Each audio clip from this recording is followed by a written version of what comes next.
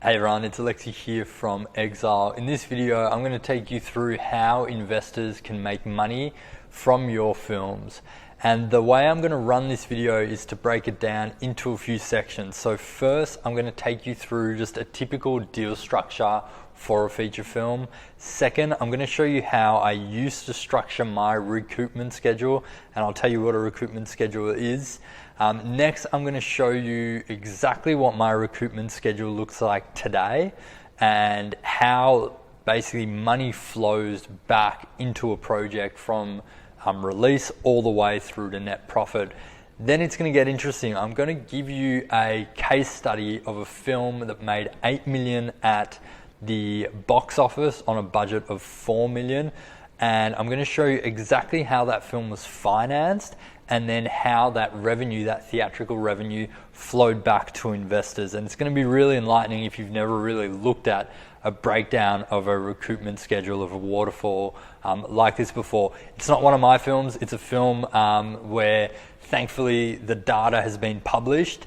And so I'm able to kind of like put that into a spreadsheet and show you exactly how the money flows through. So let's get into it. So number one, how is a deal actually structured with an investor? So the typical way that it has been done and is usually done by industry standard is that investors get paid back in first position. So that means when money comes into the production company, they get paid back first, and usually with a premium. So the premium is, I'd say most often than not, it's 20%. Sometimes it can be 10%.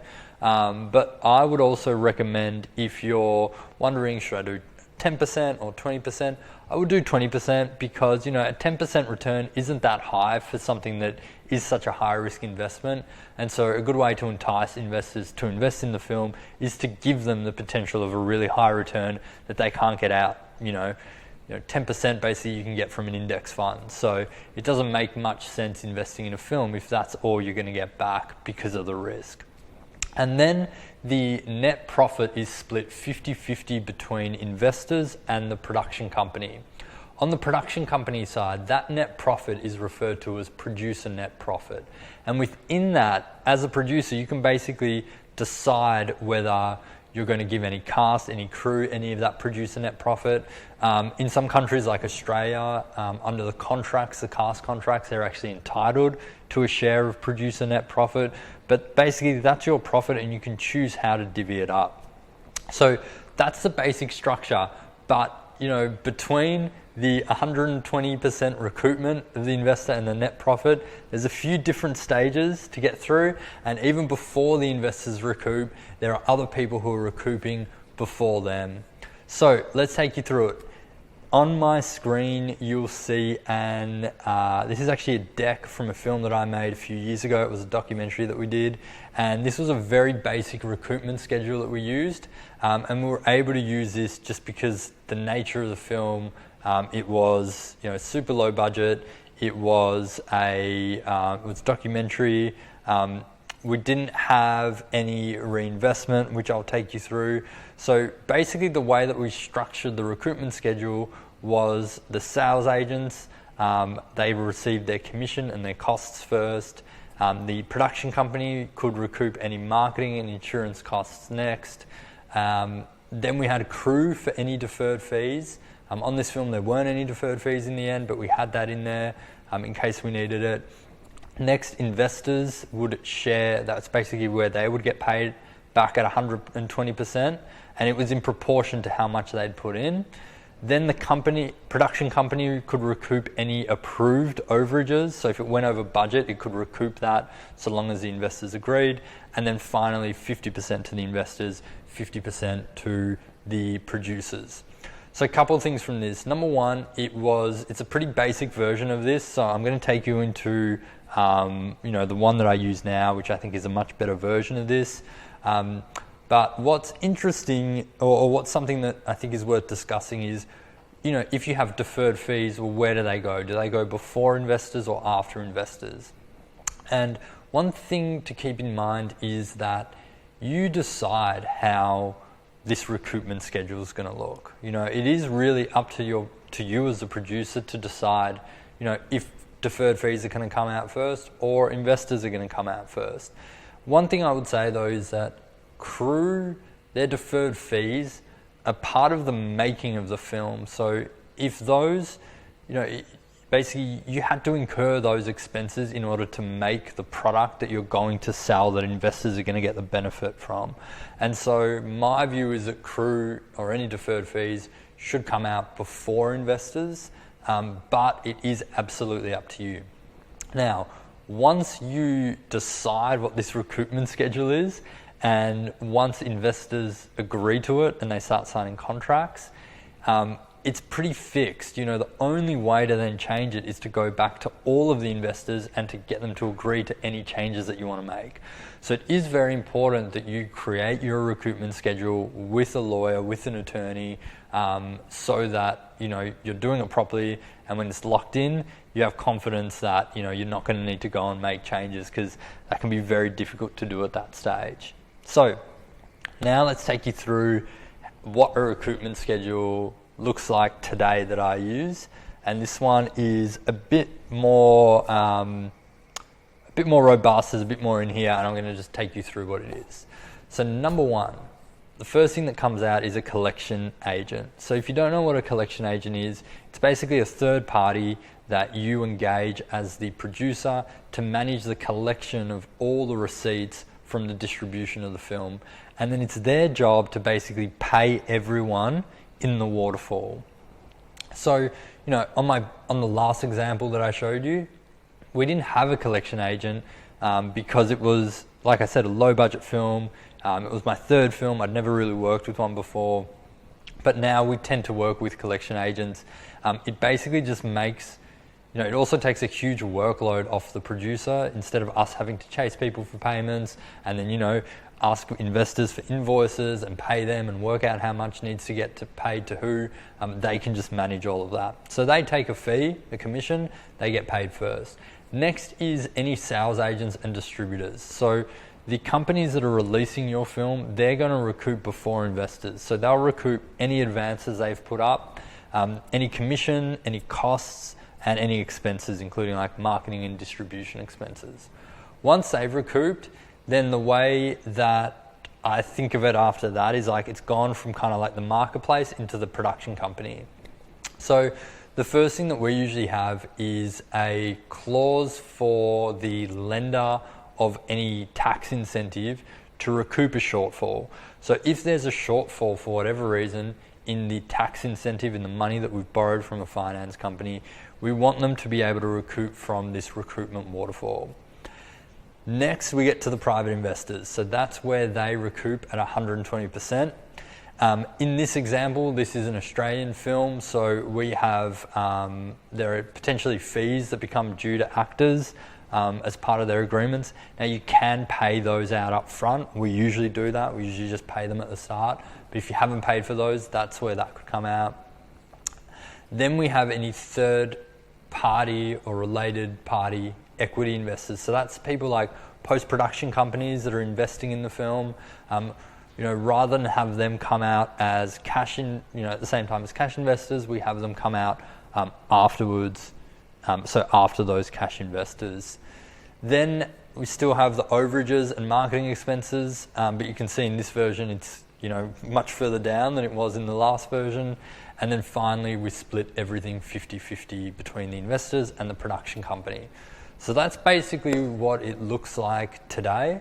And what I'm going to do now is take you through an example of how that money actually flows back through each of those stages to the investors. So this is the film that we're going to use as an example. It's called Last Cab to Darwin. It's an Australian film. The reason that we're using this film is because the distributors of the film and the producers of the film, when the film was basically quite a great success in terms of the box office in Australia, they agreed to publish these numbers in order to, basically just help inform the industry about what that success looks like in terms of real dollars. And so I would recommend anyone who's interested in this side of the business should absolutely read this. Doesn't matter if you're in Australia or you're not, it's exactly the same waterfall. The principles are all the same. You know, you can just sub out Last Cab to Darwin with an American film and change Australian dollars to US dollars, and it's the same. But the reason it's so good is because they really give you all the figures, and it's hard to find this information out there.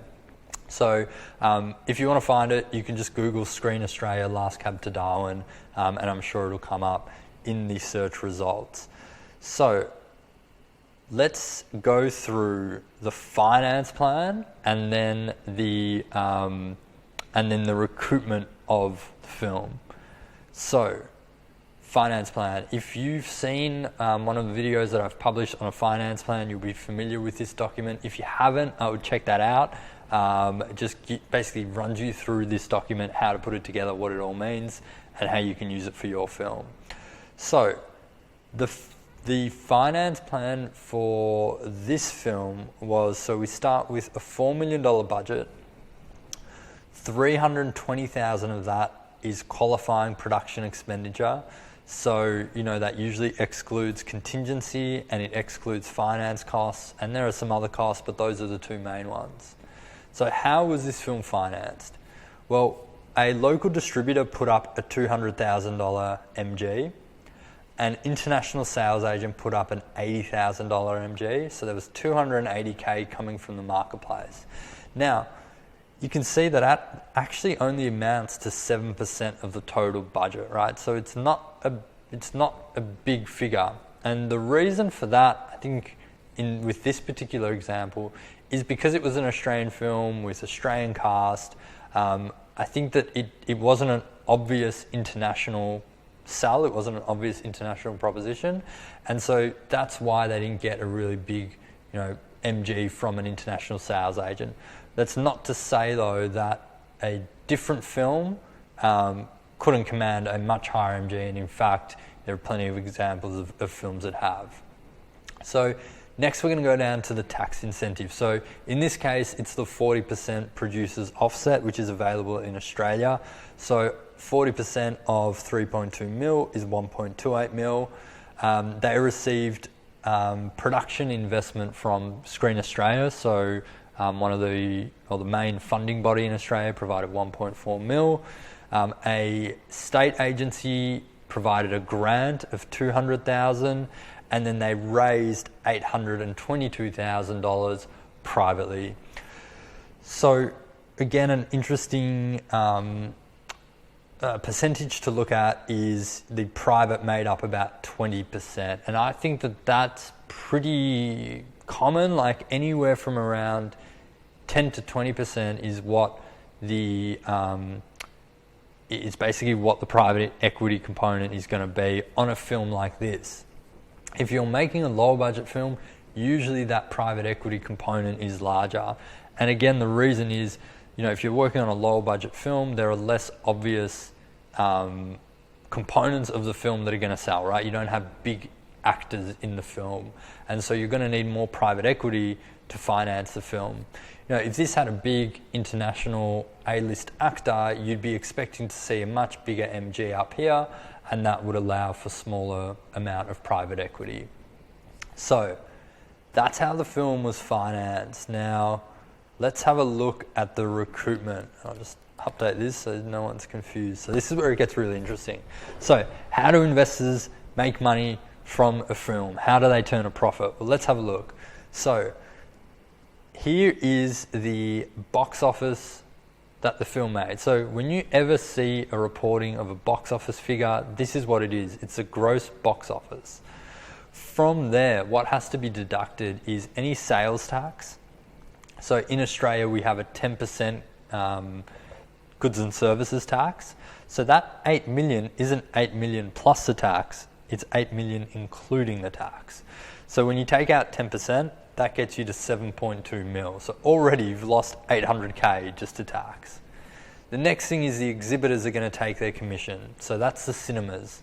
And in this case, the exhibitors took around 66% of the box office.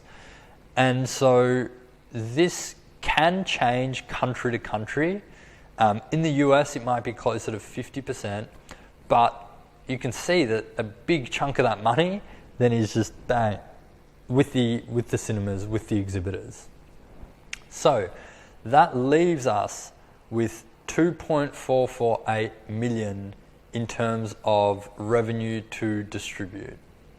So what happens next is, so the cinemas have recouped, now the distributor needs to recoup. And so when you're looking at this recoupment schedule here, so the distributor is in this position. So that's where we're up to. So they're going to recoup their commission, their expenses, and any costs. And just as a note, you don't need to put the cinemas in here. That doesn't form part of the recoupment schedule. And the reason is, I think more than anything, is the production company or the producer isn't contracting with the cinema, right? The distributor is actually the one dealing with the cinema. So in this scenario, the distributor took 35% as a commission. That's fairly standard. So that was 856 odd thousand. They put up an advance, so they put up $200,000, which we remember from the finance plan right here. And then so it's 200 that they put up front, and then there was an agreement that they would put up another 100,000 if the film made over 3.5 mil at the box office. So that became part of this, part of the finance plan and part of the recoupment.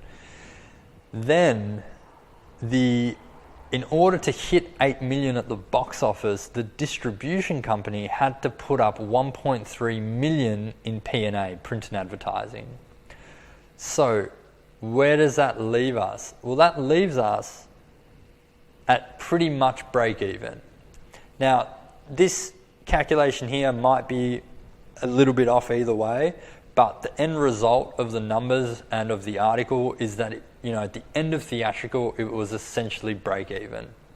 So this is a really useful exercise to go through, to have a look at how much money a film needs to make in order for your investors to recoup.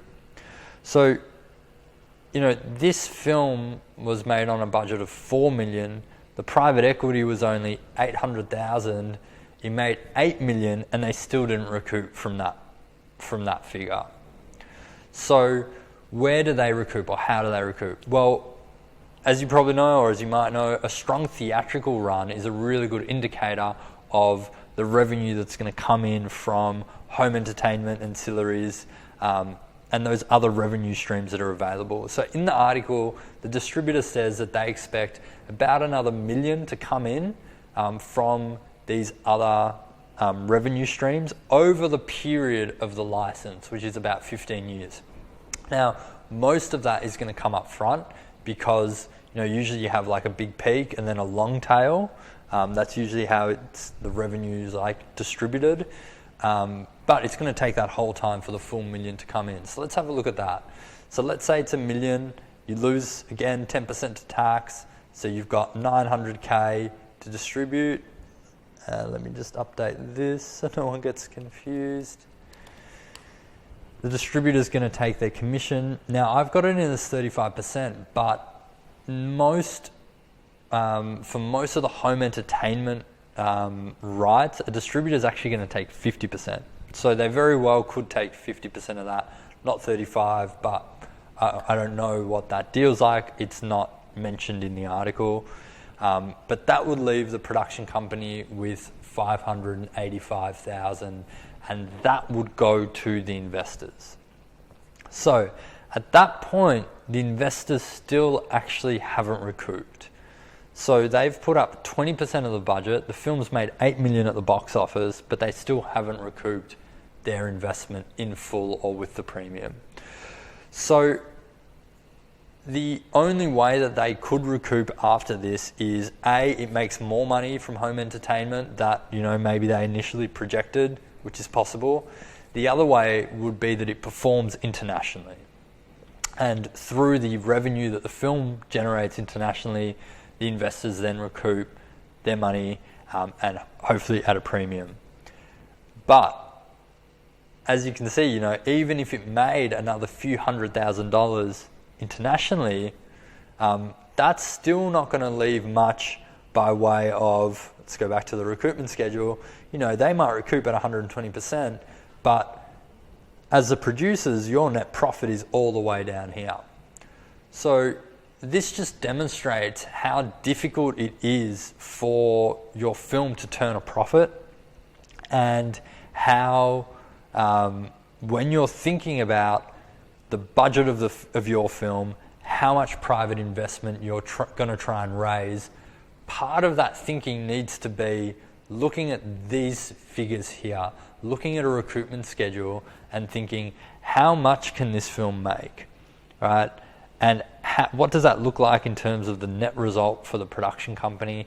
And is that going to is that basically going to create a return for the investors at a premium? And then hopefully more importantly, is it going to result in net profit for you, the producer?